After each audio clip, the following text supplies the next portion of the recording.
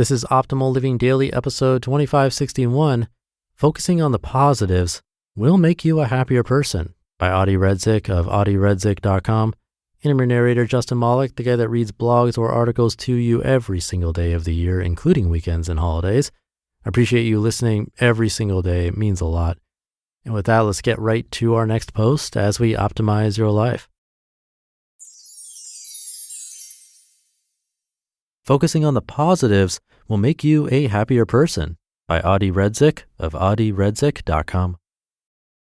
A happy life consists not in asking what is wrong with us that needs to be improved, but embracing and appreciating all that is already good, and there's plenty of it. Trusting that the goodness already present in our lives and within us is enough is essential to further growth. In fact, it is imperative because each time we emphasize anything that needs fixing, we come to it from a vantage point of comparisons and criticism, and as a result, we embark upon a spiral of self-loathing, complaining, and negativity, all of which limits healthy self-development.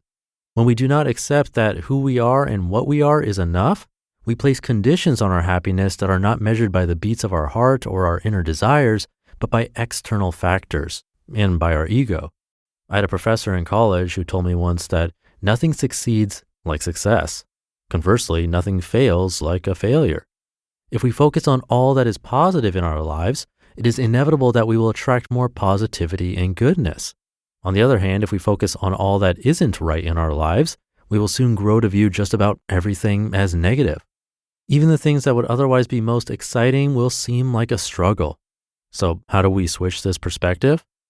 Number one, by looking at all the good stuff and by making a decision to keep looking at it, appreciating it, being grateful for it, and taking it all in, even when it is challenging, until we start believing it.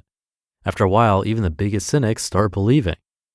Number two, by making sure that we aren't just accepting goodness in ourselves as enough with an expectation for more. If we are accepting what we have as enough just because we hope that by doing so the universe will bring us more, we are setting ourselves up for a big disappointment. Accepting ourselves and our lives as enough is enough in of itself. There's no more to it. We can't try to trick the universe. If we do, that's just our ego playing tricks with us. Number three, by not self-sabotaging, e.g., everything is perfect, so something must be wrong since that's how things always are. So if it isn't wrong, let's make it wrong. If you spent a long time beating yourself up about all the wrong things in your life or waiting for XYZ to happen before you could be happy, give yourself enough time, at least the same amount, of embracing, praising, and encouraging all that is good and beautiful about you and your life. Unless you do that, the past habits and practices will return. And number four, by trusting. We have to trust that we are enough, that what we have is enough, and that the universe has given us exactly what we need at this point in time. Furthermore, trusting in our own goodness is essential to everything. But what if you can't find the good stuff or the good stuff doesn't feel good enough? First, if things in your life and you don't feel good enough, that's because you are comparing them, yourself, to something else. Possibly an image that you have constructed long ago of who you are, what you should be like, what happiness looks like, what others think of you, and so on. There's a key difference between appreciating good things and wanting more of them and thinking that all the good you have isn't enough. If you're unable to find goodness in your life, ask yourself, what has your ego been up to?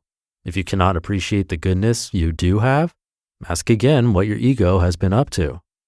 Second, pause for a moment and consider the blessings you do have and write them down. Think of the air you can breathe or the sheer fact that you have the intellectual, emotional, and spiritual capacity to even acknowledge and think about these things. Think of the truths you hold dear, like honesty and compassion. Consider the hard work you put in at your job or the effort you made to make someone smile. And think of the difference you made in the life of that lady this morning while you held the door for her, or that person you smiled at on your way to Starbucks. Write down all the big and small things that are good and that fulfill you. But don't appreciate the good or the bad in your life in comparison to others. Just acknowledge it for what it is. Finally, fear. We often prevent ourselves from being whole and embracing and living out our goodness because we fear the consequences. What if those dearest to us reject us, or we don't score a job we want, or we get hurt? The truth is, without overcoming our fears, there's no real growth, authenticity, or happiness. Life was never meant to be fair or easy. That would defeat its purpose of helping us grow. And it is our ego that makes us believe that only bad things happen to us, and in turn encourages us to criticize, judge, be selfish, fearful, and greedy. Negativity helps our ego grow, but each time our ego wins, our spiritual growth and our propensity for happiness declines. It is the paradox of life.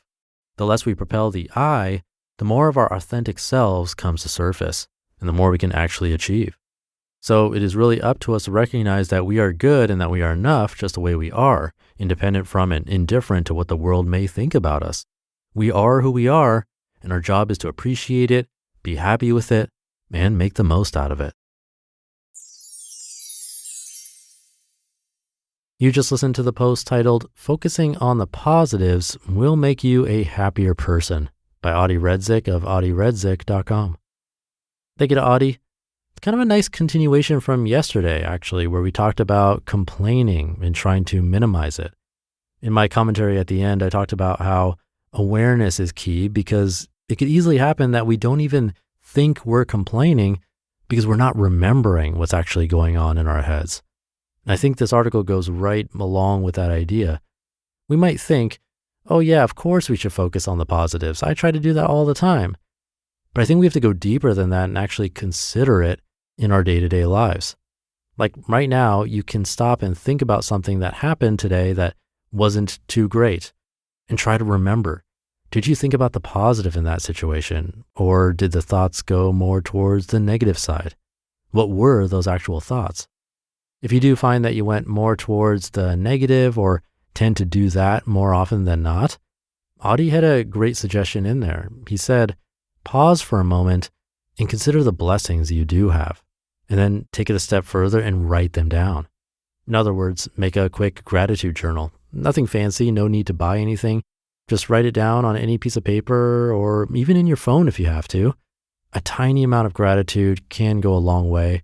I know it worked well for me when I wrote down 3 things every day for probably about a year. It's worth trying out, barely takes any time.